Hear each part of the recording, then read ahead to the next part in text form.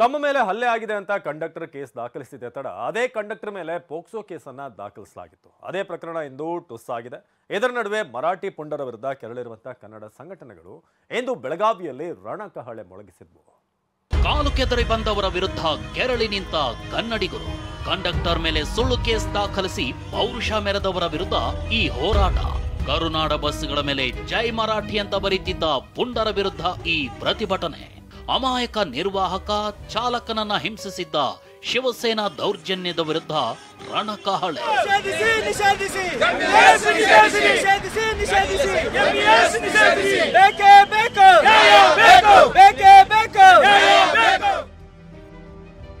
ಮರಾಠಿ ಪುಂಡರ ವಿರುದ್ಧ ಕೆರಳಿದ ಕರುನಾಡು.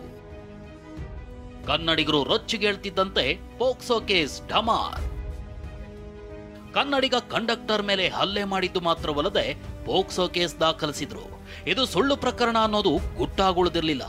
POCSO case ತನಿಖೆ ಆರಂಭಿಸಿದ್ದ ಮಾರಿಹಾಳ್ ಠಾಣೆ ಪೊಲೀಸರು ಆರೋಪದಲ್ಲಿ ಹುರುಳಿಲ್ಲ ಅಂತ ಬೆಳಗಾವಿ ಪೊಲೀಸ್ ಕಮಿಷನರೇಟ್ಗೆ ಇವತ್ತು ಬಿ ರಿಪೋರ್ಟ್ ಸಲ್ಲಿಸಿದ್ದಾರೆ. ಇದರ ನಡುವೆ ಕೇಸ್ ದಾಖಲಿಸಿದ ಬಾಲಕಿ ತಾಯಿ ಕೂಡ ಕೇಸ್ ವಾಪಸ್ ಪಡೆದಿದ್ದಾರೆ. ನಾವು ಕೂಡ ಕನ್ನಡಿಗರೇ, ಈ ವಿಚಾರ ಇಲ್ಲಿಗೆ ನಿಲ್ಲಿಸಬೇಡಿ ಅಂತ ಮನವಿ ಮಾಡಿದ್ದಾರೆ. ಯಾರ್ದು ಗೊತ್ತಿಲ್ಲ, ಇದು ಕರ್ನಾಟಕ ಮಹಾರಾಷ್ಟ್ರ ಅಂತೇಳಿ ಇದು ಜಗಳ ಪ್ರಾರಂಭ ಆಗಿದೆಯಲ್ಲ, ಅದನ್ನ ನೋಡ್ಲಿಕ್ಕೆ ನಮ್ಗೆ ಆಗ್ತಾ ಇಲ್ಲ ಸರ್. ಇದ್ರ ಸಲುವಾಗಿ ನಮ್ಗೆ ಭಾಳ ಬೇಜಾರಾಗಿದೆ ರೀ ಸರ್. ಇದು ಆದದ್ದು ಟಿಕೆಟ್ ಸಲುವಾಗಿ ಸರ್. ಇದು ಕನ್ನಡ ಮರಾಠಿ ಅಂತ ಪ್ರಶ್ನೆನೇ ಬರೋದಿಲ್ಲ ಇದರಲ್ಲಿ. ಹಿಂಗಾಗಿ ನಮ್ಗೆ ಬೇಜಾರಾಗಿ ನಾವು ಈ ಕೇಸ್ ವಾಪಸ್ ತಗೋತಾ ಇದ್ದೀವಿ ಸರ್. ಪೋಕ್ಸೋ ಪ್ರಕರಣ ಇಷ್ಟಕ್ಕೆ ತಣ್ಣಗಾಗ್ಲಿಲ್ಲ. ಅಂದು ಪೊಲೀಸ್ ಆಯುಕ್ತರ ಗಮನಕ್ಕೆ ತರದೆ ರಾತ್ರೋರಾತ್ರಿ ಕೇಸ್ ದಾಖಲಿಸಿದ್ದ ಮಾರಿಹಾಳ ಠಾಣೆ ಸಿಪಿಐಗೂ ಶಾಸ್ತಿಯಾಗಿದೆ. ಕರ್ತವ್ಯ ಲೋಪದ ಆರೋಪದಲ್ಲಿ ಸಿಪಿಐ ಗುರುರಾಜ್ ಕಲ್ಯಾಣ ಶೆಟ್ಟಿ ಅವರನ್ನ ಸಿಸಿಆರ್ಬಿಗೆ ವರ್ಗಾವಣೆ ಮಾಡಲಾಗಿದೆ. ಬೆಳಗಾವಿಯಲ್ಲಿ ಕನ್ನಡ ಸಂಘಟನೆಗಳ ಕಹಳೆ. ತುಟಿ ಬಿಚ್ಚದ ಬೆಳಗಾವಿ ನಾಯಕರ ವಿರುದ್ಧ ವಾಗ್ದಾಳಿ.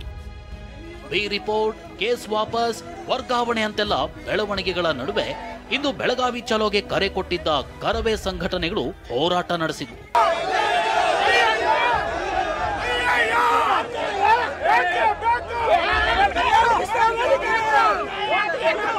ಸಂಗೊಳ್ಳಿ ರಾಯಣ್ಣನ ನಾಡಲ್ಲಿ ಕನ್ನಡಿಗರ ಮೇಲೆ ದಾಳಿ ಆದ್ರೆ ನಾವು ಬೇರೆ ರಾಜ್ಯದಲ್ಲಿದ್ದೀವಾ ಅಥವಾ ಬೇರೆ ದೇಶದಲ್ಲಿದ್ದೀವಾ?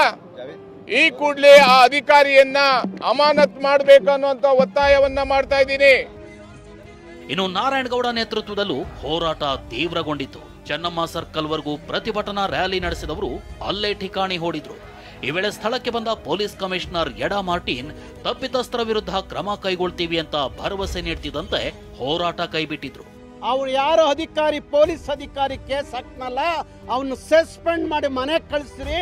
ಇಲ್ಲಿ ಮೌನವಾಗಿದ್ರೆ ಅವ್ರ ಜೊತೆಲಿ ಒಳ ಒಪ್ಪಂದ ಮಾಡಿಕೊಂಡು ನಿಮ್ಮ ರಾಜಕೀಯ ತೇವಲ್ ತೀರಿಸ್ಕೊಂತ ಇದ್ರೆ ನಿಮಗೆ ಬೆಳಗಾವಿಯ ಕನ್ನಡಿಗರ ರಕ್ಷಣೆ ಮಾಡಕ್ಕಾಗಲ್ಲ ಅಂದ್ರೆ ಒಂದು ಕ್ಷಣ ನೀವು ಮಂತ್ರಿಗಿರಿಯಲ್ಲಿ ಇರ್ಲಿಕ್ಕೆ ಲಾಯಕ್ಕಿಲ್ಲ, ರಾಜೀನಾಮೆ ಕೊಡಿ ಅಂತ ಒತ್ತಾಯ ಮಾಡ್ತೀನಿ.